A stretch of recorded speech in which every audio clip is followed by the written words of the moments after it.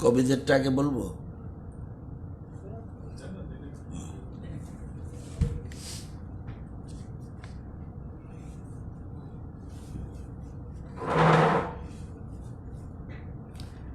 আপনারা অবগত আছেন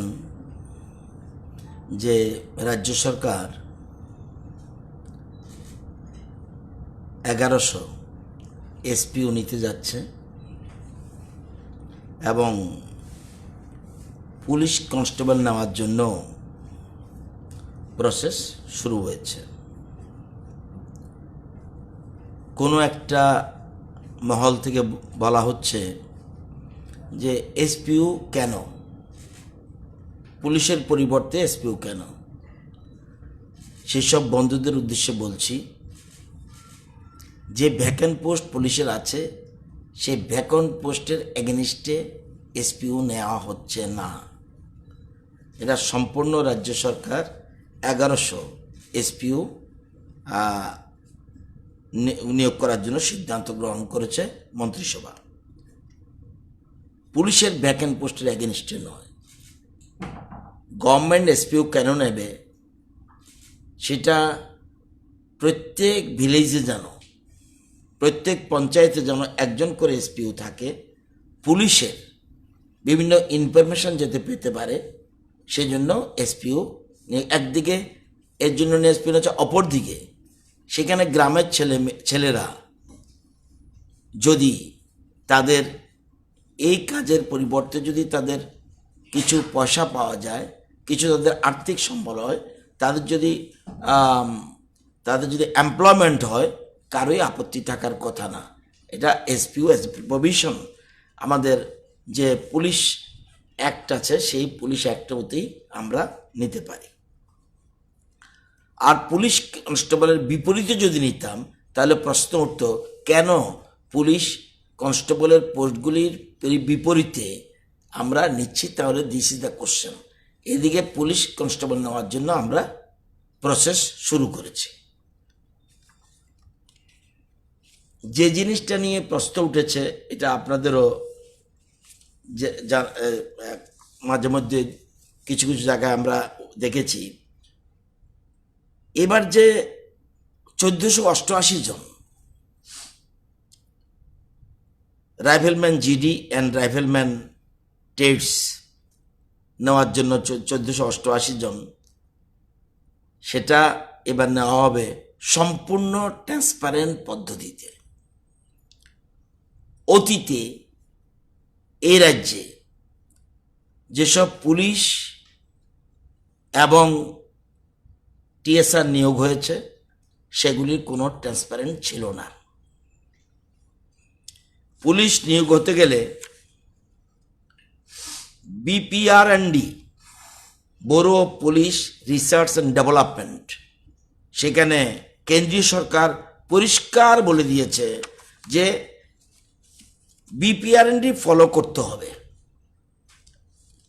আমরা যদি দেখি, তখন আমরা সরকারে ছিলাম না, যারা সরকারে ছিল সেখানে BPR&D বলছে, Delhi police recruitment process has been very transparent, scientific and objective. The entire process of physical endurance and measurement test is videographed and preserved for 5 years for each candidate. This does not have any scope for wrongdoing of any field staff, but even there is any complaint, the entire process of PEMT can be reviewed through videography. For many years, there has been no complaint of any favor to any candidate in the recruitment carried out in Delhi Police. পরবর্তী সময় কেন্দ্রীয় সরকার থেকে, ministry of home affairs থেকে বারবার রাজ্য সরকারগুলিকে বলা হয়েছে যে তারা যেন অবশ্যই BPR&D ফলো করে, কিন্তু আমাদের রাজ্যে সরকার করেনি। আপনাদের জানিয়ে রাখি, এবার যে লোক নিয়োগ হবে, হাইট 170 সেন্টিমিটার এবং ফিমেলের ক্ষেত্রে 157 সেন্টিমিটার। ওয়েটটা হবে প্রপোর্শনেট অফ টু হাইট, এটা মেডিকেল বোর্ড ঠিক করে। এসটি এসসিদের ক্ষেত্রে 162.5 মেল, 150 ফিমেল। এবং এইবারই আমরা রিটেনে 60, 30-তে আমরা ফিজিক্যাল এবং 10 আমরা নিচ্ছি ইন্টারভিউর মাধ্যমে। অতীতে কি ছিল? 60-40, 60 ছিল রিটেন, 40 ছিল ইন্টারভিউ। ফিজিক্যালের জন্য কোনো মার্কস দেওয়া হয়নি। খুব ভালো করে ব্যাপারটা বুঝতে হবে। ফিজিক্যালের জন্য অতীতে পুলিশ টিএসআর নিয়োগ হবে, পুলিশ নিয়োগ হবে, ফিজিক্যালের জন্য কোনো মার্কস নেই। এটা সম্পূর্ণ অবাস্তব। আপনারা ভেরিফাই করে দেখবেন যে, এবং আপনারা জানেন যে এবার আমরা এই যে আমরা বলছি এটাকে টেকনিক্যাল পয়েন্টগুলি বলে দিই, পরে অন্যগুলি বলবো। যেমন ফিজিক্যালে 5 কিলোমিটার যদি দৌড়াতে পারে, রান ফর 24 মিনিটস, 24 মিনিটে 5 কিলোমিটার দৌড়াতে হবে, কোয়ালিফাই করতে হবে, then he will get 30। Second, 1.6 kilometre 8.5 মিনিটে দৌড়াতে হবে in case of female. 1.6 kilometre দৌড়াতে হবে উইদিন 8.5 মিনিট। এদের ক্ষেত্রে 10% রিজার্ভেশন ফর দি মহিলা, এটার জন্য 30। আগে কি ছিল? No marks for the physical. আমার জানা মতে ভারতবর্ষে কোথাও ফিজিক্যালের জন্য নম্বর থাকবে না পুলিশ টিএসআরে বা সিআরপিএফে, এটা কেউ ভাবতে পারেনি। আমরা যদি দেখি 2015-তে, ইয়ারগুলি লিখবেন, কারণ আছে, এরপরে যখন আমি কথাগুলি বলবো তখন বুঝবেন এটার কারণ কি। 2015-তে 593 জন পুলিশ কনস্টেবল নেওয়া হয়েছিল। সে সময় এই রিক্রুটমেন্ট বোর্ডের চেয়ারম্যান ছিলেন প্রদীপ পাল, উনি এসপি ছিলেন। 2016-তে 150 জন ওমেন কনস্টেবল নেওয়া হয়েছে, সেক্ষেত্রেও চেয়ারম্যান ছিলেন প্রদীপ পাল। 2008 এবং 9 সেখানে 2008-এ এবং 9-এ এগুলি প্রসেস শেষ হয়েছে। 2000 পরে গিয়ে মানে 11 নাগাদ যে শেষ হয়েছে প্রসেস। 2008 এবং 9-এ 12 এবং 13 ব্যাটালিয়ান টিএসআর, যেটা আয়ার ব্যাটালিয়ান, সেখানে রিক্রুটমেন্ট হয়েছে 1600 জন। এবং রাইফেলম্যান অ্যান্ড ইএফ মানে এনরোল্ড ফলোয়ার্স, এটা একটু কম লাগে, এনরোল্ড ফলোয়ার্স। আচ্ছা, তো এবং 2015-16-তে টিএসআর লোয়েস্ট র্যাঙ্ক যেন ইএফ, যেটা বলছিলাম, 506 জনের জন্য সিলেক্ট হয়েছে। এখন এই যে পদ্ধতিগুলির মধ্যে কোন রকম ট্রান্সপারেন্ট ছিল না, কোন রকম নিয়োগ নীতিতে স্বচ্ছতা বজায় রাখার জন্য তৎকালীন সময় কোনো কিছু করা হয়নি। এখন প্রশ্ন হলো এরকম ছিল কিনা।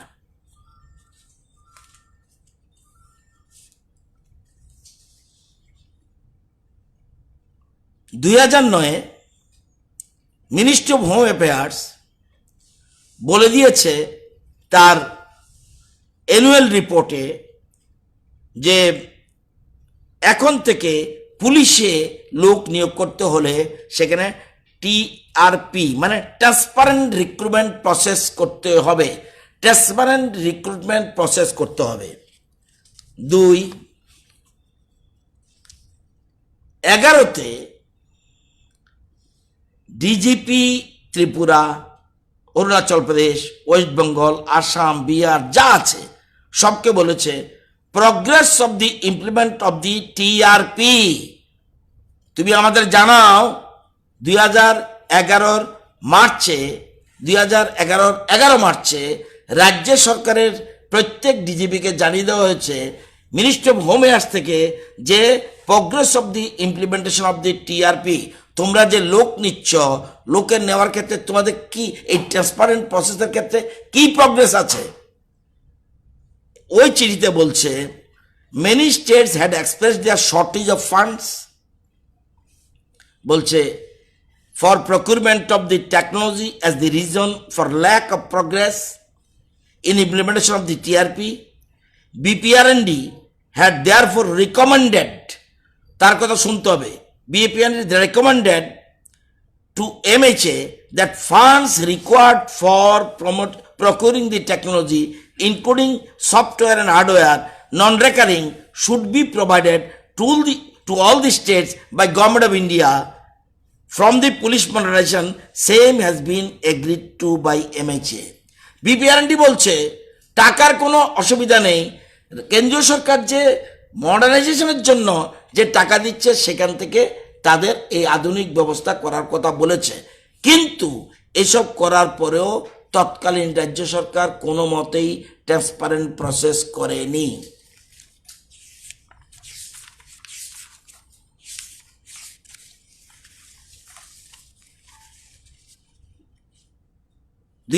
আরো রাজ্য সরকার বলছে, কেন্দ্রীয় সরকার বলছে the union ministry had in 2009 asked all the state government and union territories to implement TRP whose basic features including written examination and use of bar coding application software, optical mark recognition OMR system technology, and biometric and radio frequency devices to check irregularities and human errors. মানুষের ভুল হতে পারে, সেই জন্য তুমি এই technical follow করে তুমি নিয়োগ করবে। কিন্তু এই রাজ্য সরকার তৎকালীন মুখ্যমন্ত্রী, তৎকালীন স্বরাষ্ট্রমন্ত্রী, উনি কি বলতে পারবেন এই পদ্ধতিগুলি ফলো করেছে? কেন্দ্রীয় সরকার বারবার বলার পরেও এগুলিকে ফলো করা হয়নি। শুধুমাত্র ইয়েস ম্যান অর্থাৎ নেপোটিজম করার জন্য এবং করাপশন। এটা কেন বলছি, এখানে সুপ্রিম কোর্ট বলেছে, সুপ্রিম কোর্টে একটা মামলা হয়েছিল, সেখানে এনজিও লোকনীতি ফাউন্ডেশন, সেখানে সুপ্রিম কোর্ট বলেছে 2014-তে, আমি বছরগুলি কেন বলছি আপনাদের ওই আগের রেফারেন্সে কথাগুলি বলছি। দি supreme court today issued notice to the centre and all states on a plea seeking a direction to the respective government for implementation of transparent recruitment process TRP for hiring police personnel. সেখানে বলছে submitted that there have been widespread corruption, nepotism and political interference in many of the recruitments in different states leading to various scams. A person who enters the police force through corrupt means cannot be expected to perform his duties of maintenance of law and order and detection of crime in a fair and just manner irrespective of all other qualities and capabilities. এগুলিকে supreme court, ministry of home affairs, supreme court এবং বিভিন্ন সময় direction আনা সত্ত্বেও এই রাজ্যের সরকার কোনোদিনই transparent process করেনি। আমাকে বলুক, আমরা 2 বছর নামাজ কত ক্ষমতা এসে দেখাক কোন রকম, এই যে আমি বলছি। এবং এই জন্যেই এবার রাজ্য সরকার সম্পূর্ণ ট্রান্সপারেন্ট হয়েছে, আপনারা জানেন যে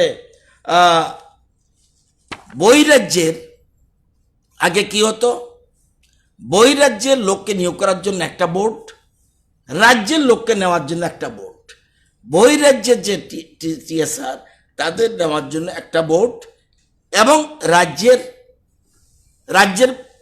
ছেলে মেয়েদের নেওয়ার জন্য একটা বোর্ড। এই বছর একটা বোর্ড, এবং আগে কি ছিল, এখানে সুবিধা মতো তারা এসপিকে চেয়ারম্যান করে দিত। এবার বলছে recruitment of the rising of IR battalion of the government of Tripura, এখানে দিল্লিতে বলছে আমরা বলছিলাম আগে তো এরকম করা হয়েছে, আমরা কেন তাহলে দুটো করব না। কেন্দ্রীয় সরকার বলছে recruitment of the personnel and IR battalion are to be done by constitution selection board by the state headed by ADG.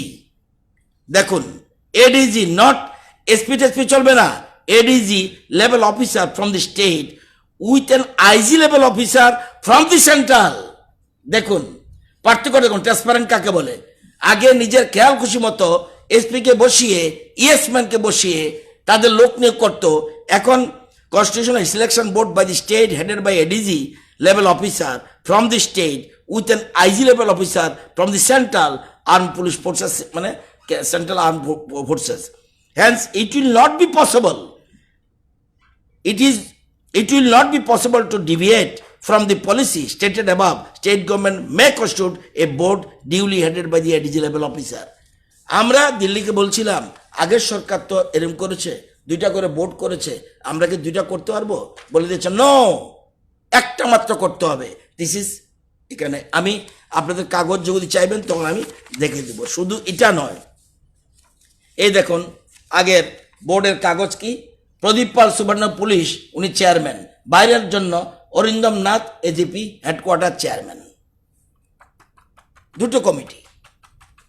আমরা সব ক্ষেত্রে এটা পরিষ্কার বলে দেওয়ার জন্য এটা বলছি, এটা পরিষ্কার আমরা জানিয়ে দিতে চাই আমাদের ট্রান্সপারেন্ট প্রসেসের কারণ মাধ্যমে এটা করার কথা প্রশ্ন উঠছে। আজকে আপনারা জানেন যে আমি যদি বলি, এই যে বলছে আমরা এই হলো committee, chairman, additional director, ADGP হলো chairman, IG police, CRPF, CAPF এবং to be nominated by MHA. এ কিন্তু মিনিস্টার অফ হোম অ্যাফেয়ার্স করবে, তাকে মেম্বার রাখা হয়েছে, এই একটা কমিটি দিয়ে এটা করা হয়েছে এবং সবগুলি পদ্ধতি ট্রান্সপারেন্ট করে করা হচ্ছে। এবং আপনারা দেখবেন কিরমভাবে থাকবে এবার, fingerprints of all qualifying candidates in PMET are taken by advanced biometric system. আগে করা হয়েছে no. Fingerprints are captured instantaneously on computer can be used in time afterwards. The entire database of the successful candidates are kept for use at the time of written examination and personality test. At the time of joining, the candidates is again measured on biometric features to check any case of impersonation. This is done with any attempt of impersonation on behalf of the candidates. Written exam of the Delhi Police is conducted through an objective type questions paper OMR system. The answer sheets are scanned through high-speed computers for speedy declaration of results. This process does not have any subjectivity in evaluation written examination. আমাদের আগে যে যারা করেছে এসব কিচ্ছু তারা follow করেনি, সম্পূর্ণ অবৈধভাবে এগুলি নিয়োগ হয়েছে। বারবার কেন্দ্রীয় সরকার থেকে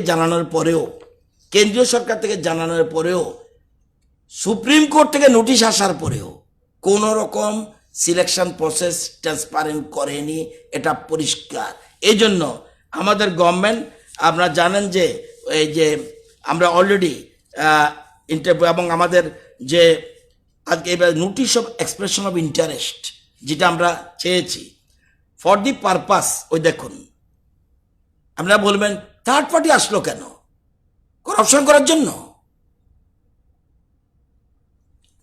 for the purpose of electronic height and weight measurement equipment থাকতে হবে, condition, sports timing measures gadgets, biometric devices for capturing fingerprint impression, CCTV recording for identification of candidates, running with RFID.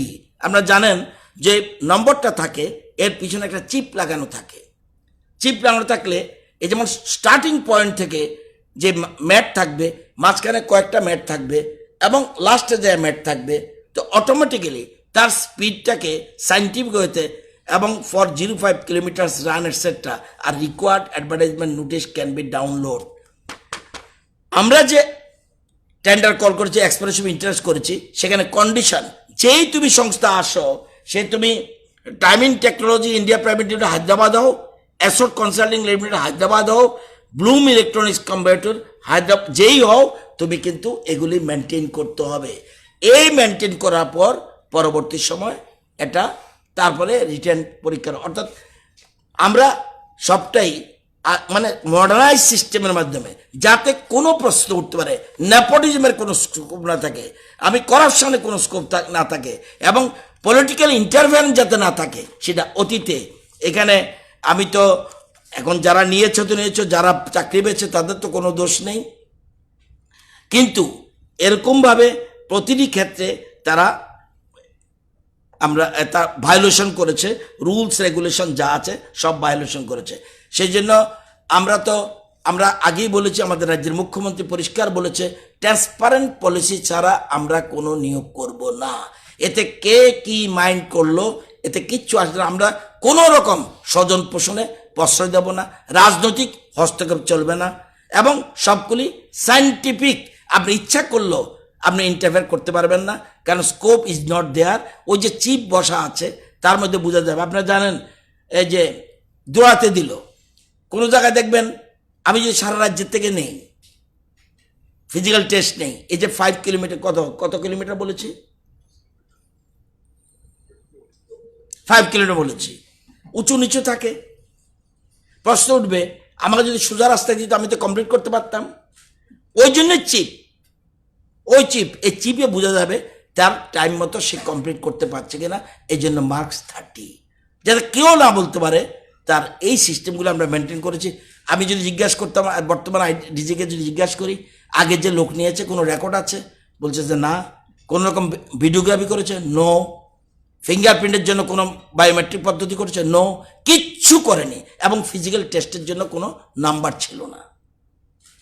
এবার আমরা এগুলি মেনটেন করেই নেওয়া হচ্ছে, এবং এই জন্য সবগুলি পদ্ধতি এবং রিটার্ন পরীক্ষার ওএমআর সিস্টেম, সেখানে সবগুলি ট্রান্সপারেন্ট করার জন্য এগুলি আমরা ব্যবস্থা করেছি এখানে। সেই জন্য অনেকে বলতে পারে যে এটা করেছে, এবং এই জন্য আমাদের পয়সা খরচ গেল, এতে আপত্তি নেই। কারণ যারা চাকরি পাবে তারা বলতে হবে, ইয়েস, আমি উপযুক্ত ব্যক্তি বলেই আমি চাকরি পেয়েছি। কারো কোনো নেতাকে ধরিনি, কোনো মন্ত্রীকে ধরিনি, কোনো কাকা দাদা মামার কোনো বেকিং লাগেনি। আমি ট্রান্সপারেন্ট পদ্ধতি এসেছি, এবং এটা সবটাই ট্রান্সপারেন্ট পদ্ধতিতে নিয়োগ করা হবে, এটা আপনাদের জানিয়ে রাখলাম।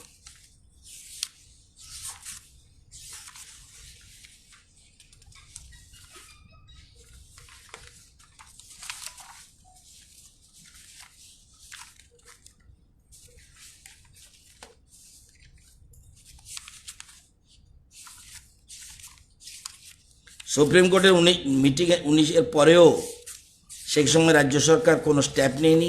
এমএইচের মিনিস্ট্রি হোম অ্যাফেয়ার্স তারা করেছে, তারপর তারা কোনো কিছু ব্যবস্থা গ্রহণ করেনি।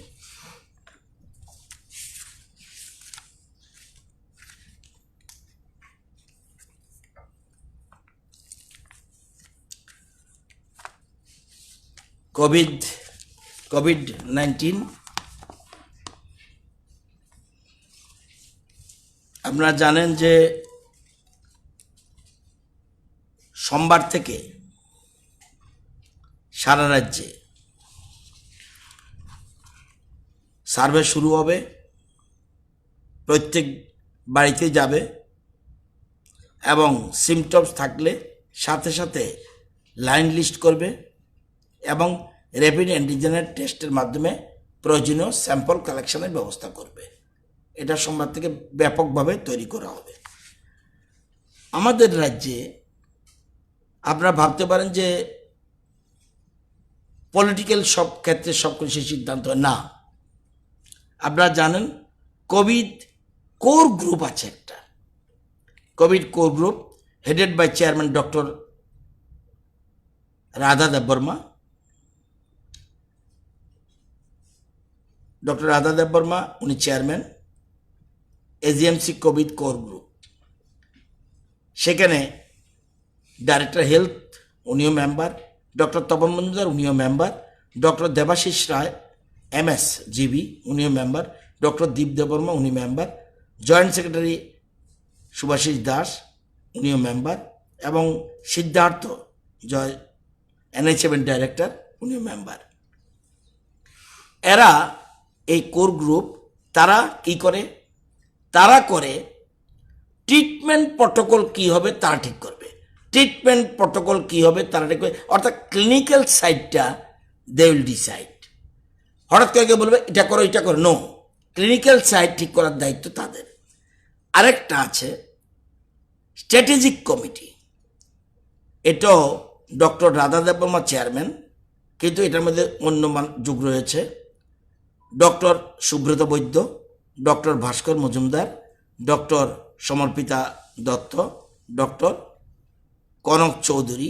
তারা হলো গভর্নমেন্টকে প্রপোজ করবে এই করো এই করো এই করো এই করো, এটা গভর্নমেন্ট প্রপোজ করবে। এবং এই যে আমি বলছি যে ওই যে আরেকটা কমিটি আছে AGMC technical committee headed by Subrata Baidya, technical committee suggestion নেয়, treatment protocol, operational guidelines, laboratory ম্যাটারে ইনপুট নেবে এবং কি কি আমাদের ইনফ্রাস্ট্রাকচারের প্রয়োজন আছে। এবং এই যে কোভিড কেয়ার গ্রুপ যেটা আমি প্রথম বললাম, তারা 15 দিন পর পর অলরেডি এজিএমসির সাথে আমাদের তাদের ভিডিও কনফারেন্সের মাধ্যমে তাদের সাথে মিটিং করে লেটেস্ট ইনফরমেশন নেওয়ার জন্য, হোয়াট টু ডু, এখন কি করা এখন কি করা এখন কি করা এগুলি। এবং সুতরাং টাইম টু টাইম সরকার সেরকমভাবে ডিসিশন নেয়। আমরা পলিটিক্যাল লেভেলে গভর্নমেন্ট নেয় তাদের ইনফরমেশন নিয়েই কখন কি করতে হবে সেটা ইচ্ছা করলে একজন সিভিলিয়ান থেকে এরকমভাবে মত নেওয়া যায় না। প্রত্যেকেরই টেকনিক্যাল কমিটি রয়েছে, তাদের উপর ডিপেন্ড করে। আজকে টোটাল এখন পর্যন্ত মারা গেছে, অত্যন্ত দুঃখের, আমাদের রাজ্যে মারা গেছে 10 জন টোটাল। তো দেখা গেছে যারাই মারা গেছে, প্রথম হলো অনেক বয়স, বেশিরভাগ 2-1টা কেস ছাড়া সবারই বয়স অনেক বেশি, এবং আদার উপসর্গ অন্যান্য উপশম, যেমন কারো চেস্ট পেইন, কারো ডায়াবেটিস, কারো রক্তচাপ, কারো ক্যান্সার, এই কেসগুলির সাথে এসে যখন করোনার ভাইরাস ঢুকে যায় তখনই তাদের জন্য বিপদ বেশি। এই জন্য আমরা বারবার বলছি এগুলির থেকে যেন সবাই সতর্ক থাকে এবং তাদেরকে বাড়ির লোকজন যেন আরও সাবধানে রাখে, এটা আমরা বলেছি। আজকের তারিখে ফ্যাসিলিটি কোয়ারেন্টাইনে রয়েছে 244, হোম কোয়ারেন্টাইন আছে 4412, এর মধ্যে স্যাম্পল কালেকশন হয়েছে থ্রু অ্যান্টিজেন, থ্রু আরটিপিসিআর 1,25,727, এবং টেস্ট হয়েছে 1,24,138, এর মধ্যে positive 3,469, negative 1,20,669, recovered 2,072, active case 1,368, death 10, এবং আজকে 39 জন ডিসচার্জ হয়েছে, 933 জন চোরাবাড়ি দিয়ে আপ টু 5 PM অ্যারাইভ করেছে, 933, 1,362 জন আন্ডার ট্রিটমেন্ট, 6 জন রাস্তায় আছে। গতকাল 126 জন পজিটিভ পাওয়া গেছে, ওয়েস্ট 29, গোমতী 27, খোয়াই 8, ধলাই 18, শিবজলা 24, নর্থ 17, উনকুটি 3, সাউথে কোনো কেস নেই। অল ইন্ডিয়া এবং আমাদের কন্টেনমেন্ট জোন আজকের তারিখে 129, এবং আমি যদি দেখি ন্যাশনাল অ্যাভারেজের সাথে আমাদের what is the position, positivity rate all ইন্ডিয়াতে 8.12%, 8.12%, আমাদের 2.80%। আমরা তারপরেও অনেক ভালো জায়গায় রয়েছি। Test per million national average 10,669, আমাদের 31,053। রিকভারি রেট আমাদের ন্যাশনাল অ্যাভারেজ থেকে একটু কম, ন্যাশনাল অ্যাভারেজ 62.94%। কালকে পরশু আশা করি আমাদের রিকভারি রেট আরও বেড়ে যাবে, আমাদের হলো 60.04%। মর্টালিটি রেট যদিও দুঃখজনক 10টা কেস মরছে, তবুও ন্যাশনাল অ্যাভারেজ 2.41%, আমাদের 0.29%। এগুলো টোটাল কোভিডের অ্যাকচুয়াল পিকচার। হ্যাঁ, একজন আজকে যিনি মারা গেছে ওনার নাম খগেন্দ্র দাস, 76 বছর, বাড়ি ইস্ট মির্জা জিতেন্দ্রনগর, কাকড়াবন। উনি 18 তারিখ জীবিতে ভর্তি হয় 11টার সময়, বুকে ব্যথা নিয়ে এবং শ্বাসকষ্ট নিয়ে। 19 তারিখ ওনাকে টেস্ট করার পর দেখা যায় COVID-19 positive. He had a past history of CKD, coronary artery diseases বোধ হয়, CO and CKD and CO, hypertension. He expired on 23/7/20 আজকে at 8:30, 8:30 সকালে। Cause of death BL consolidation, CAD, COPD, hypersemia, DCM with 19 positive. এবং এর আগেও যে গীতারানী পাল, ওনারও বয়স 76, আজকে নয়, উনি মারা গেছে 21 তারিখ, ওনারও বয়স 76, ওনারও হার্টের প্রবলেম, ডায়াবেটিস, হাইপারটেনশন। এর আগে যিনি মারা গেছে নীলিমা চক্রবর্তী, ওনার বয়স 80, উনিও হার্ট অ্যাটাকে ছিলেন, হৃদরোগে আক্রান্ত ছিলেন। এর আগে নিয়তি নমশূদ্র, উনি যে মারা গেছেন, ওনারও স্ট্রোকের রোগী, কার্ডিওভাস্কুলার অ্যাক্সিডেন্ট, হাইপারটেনশন, ডায়াবেটিস। এবং যারা যারা আগে মারা গেছে তাদের প্রত্যেকেরই, যেমন দুটো কেস আমি দেখছি শুধুমাত্র বয়স কম, কিন্তু যেমন শরঞ্জয় দেববর্মা, ওনার 38 বছর, কিন্তু লাংসের প্রবলেম ছিল এবং সিভিয়ার রেসপিরেটরি ইনফেকশন ছিল। আর বয়সের ক্ষেত্রে অনিল দেববর্মা, ওনার বয়স অনেক বেশি, 72 বছর, ওনারও লিভার ডিজিজের প্রবলেম। আর শুধুমাত্র দুটো কেস আমি দেখি, 38 হলো একমাত্র শরঞ্জয় দেববর্মা, ওনার বয়স কম কিন্তু অন্য রোগে আক্রান্ত। আর বিশ্বকুমার দেববর্মা, ওনার 48, উনিও cardiovascular history is there, stroke case. তো এই জন্য তাদেরকে অলরেডি তাদের পরিবারে সরকার যে ঘোষণা দিয়েছে সে অনুযায়ী প্রয়োজনীয় ব্যবস্থা গ্রহণ করছে। File is moving on. সুতরাং এর মধ্যে সরকার যে ঘোষণা দিয়েছে সে ব্যাপারে প্রয়োজনীয় ব্যবস্থা গ্রহণ করছে।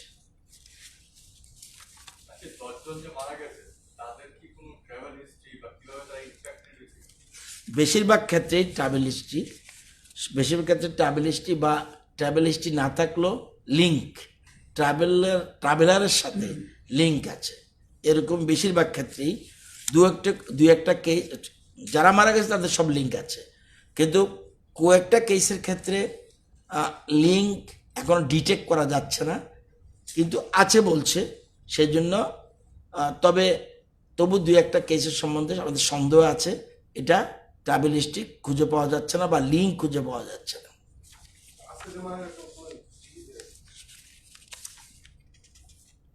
হ্যাঁ,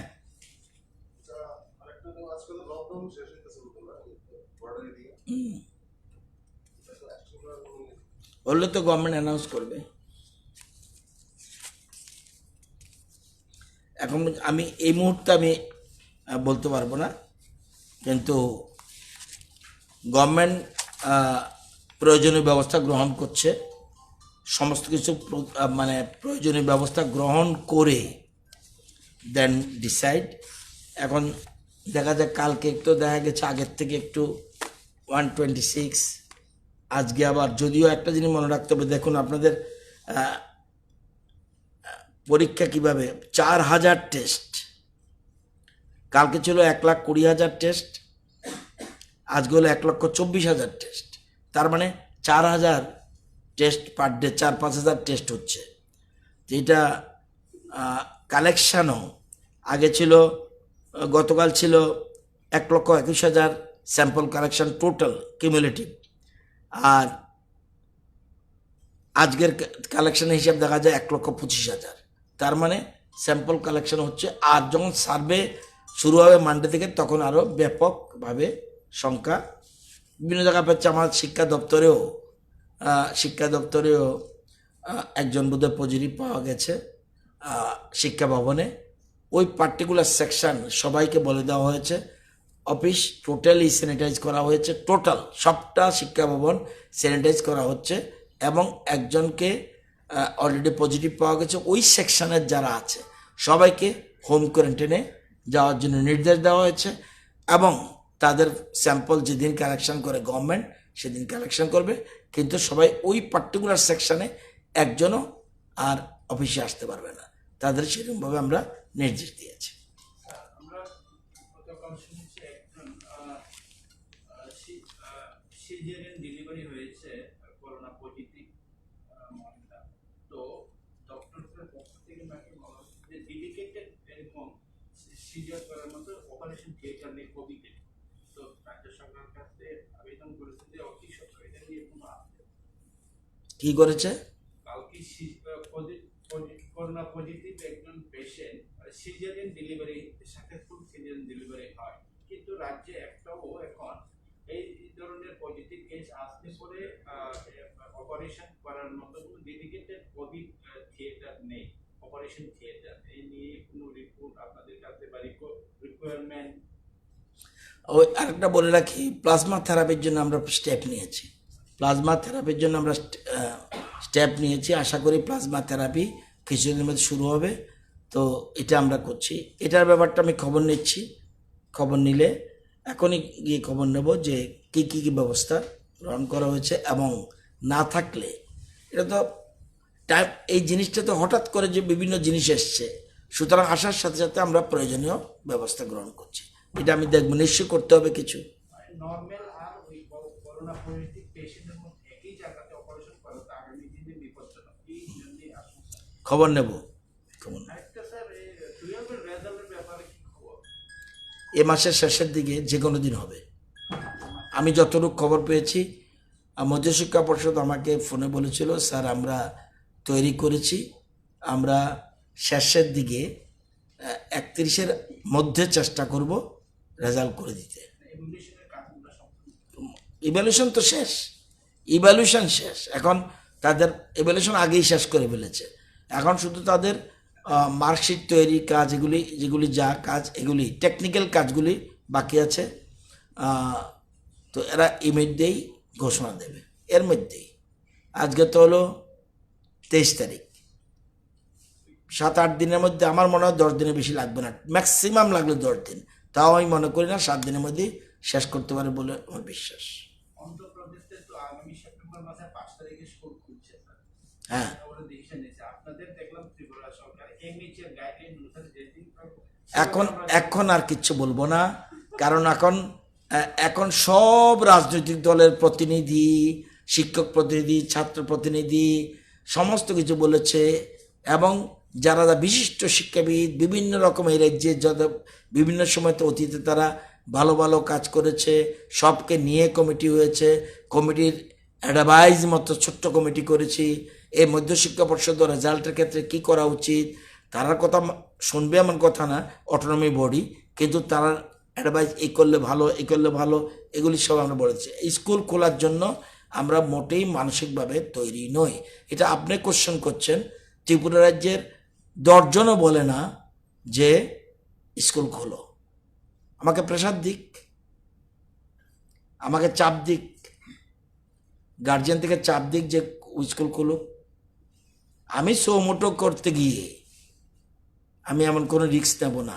আমাকে এ পর্যন্ত কেউ বলেনি স্কুল খোলার পক্ষে। ম্যাক্সিমাম বলছে তাদের ছাত্রদের সমস্যা থাকা সত্ত্বেও বলছে কোনো জীবন ঝুঁকি নিয়ে কোনো কাজ করতে যাবেন না, এটা ভার্নাকুলার সেকশন।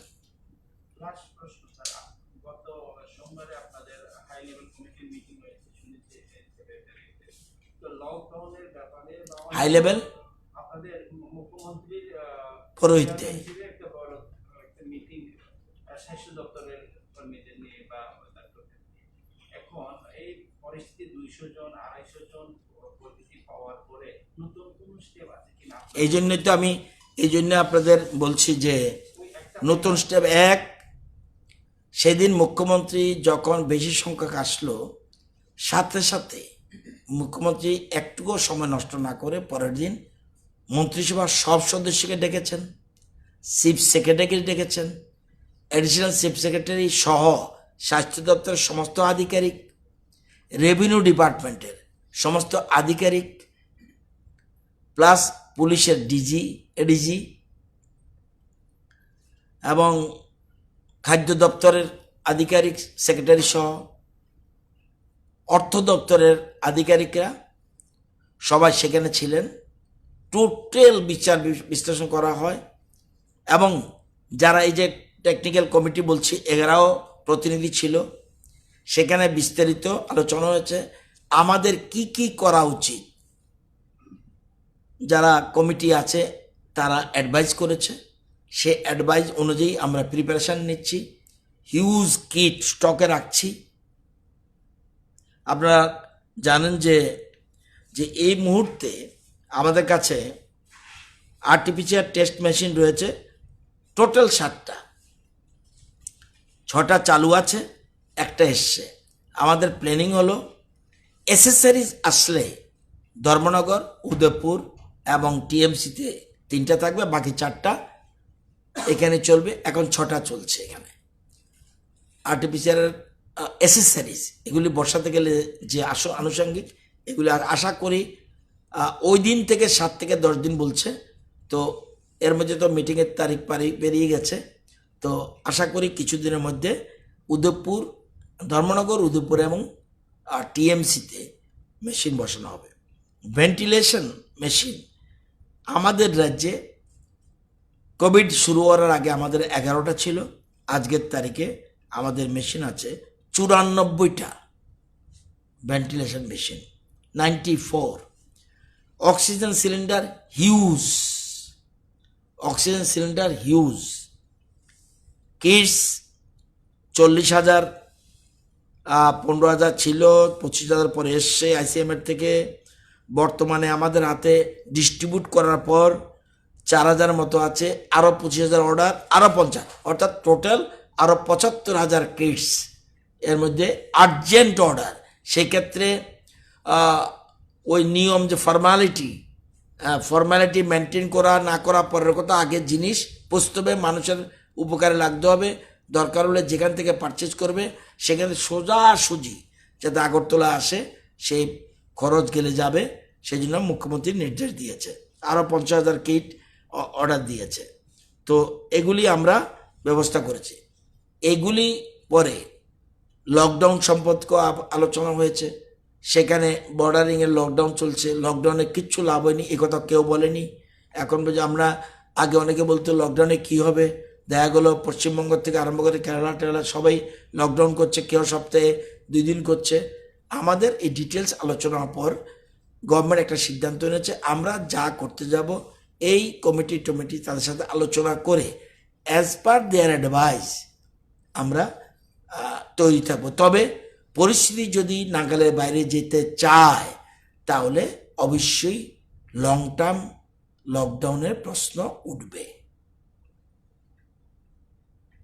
এখন পর্যন্ত। এবং ন্যাশনাল অ্যাভারেজের সাথে আমরা সব মিলিয়ে দেখেছি, ডিটেলস আলোচনা হয়েছে। আশা করি এই বিষয়গুলি সবগুলি আমরা প্রয়োজনীয় ব্যবস্থা করব।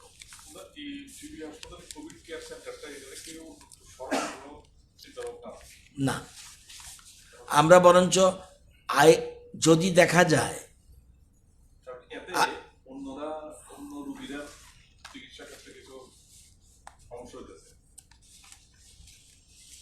আজকের তারিখে তো এখানে ওই হসপিটাল ওইখানে দেখছি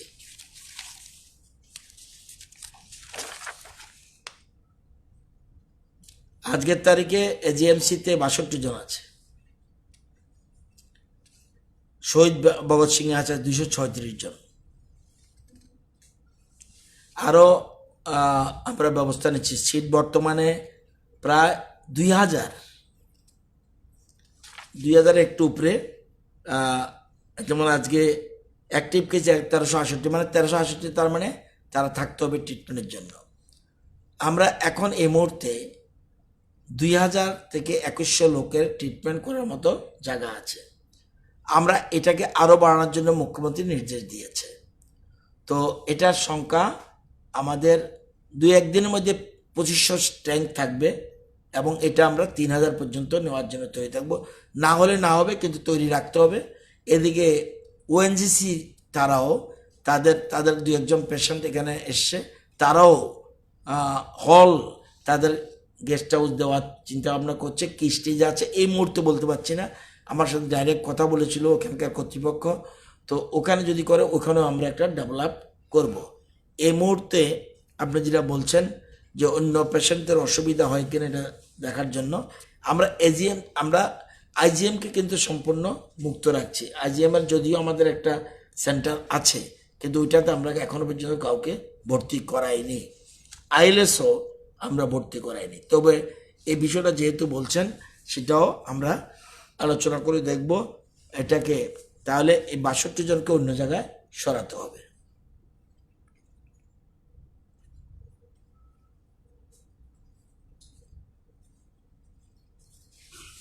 ঠিক আছে, প্রথম এমএলএ রামপদ জমাতে মহোদয় উনি আক্রান্ত হলেন, তাদের ট্রাভেল হিস্ট্রি কিভাবে উনি পেলেন? ট্রাভেল হিস্ট্রি ওনার বোধহয় বাড়িতে একজন লোক থাকতো, ওর থেকে বোধহয় এসছে, মানে এটার সাথে উনি তারপরে অটোমেটিক্যালি উনি ইয়েতে কোয়ারেন্টাইনে গেছে, কোয়ারেন্টাইন পরে উনি পজিটিভ পাওয়া গেছে, উনিও ইয়েতে আছে। এবং ওনার সাথে অতুলবাবু ছিলেন শুনেছি আমি, অতুলবাবু কোয়ারেন্টাইনে গেছে, কিন্তু না পজিটিভ না, অতুলবাবুও কোয়ারেন্টাইনে আছে। যারা যারা লিঙ্ক এসেছিল আমাকেও ফোন করেছিল একজনে যে রামপদবাবু আপনার সাথে লিঙ্ক হয়েছিল কিনা, 2-4 দিনের মধ্যে হয়নি। আমাদের যারা যারা লিঙ্ক হয়েছিল তারা সবাই হোম কোয়ারেন্টাইনে চলে গেছে। রামপদবাবুর সাথে যারা যারা লিঙ্ক ছিল, কারণ 3 দিন আগে যাদের সাথে মিটিং করেছে এদের মধ্যে ক্লোজ কন্ট্যাক্ট যারা, তাদেরকে সবাই হোম কোয়ারেন্টাইনে গেছে। ধন্যবাদ।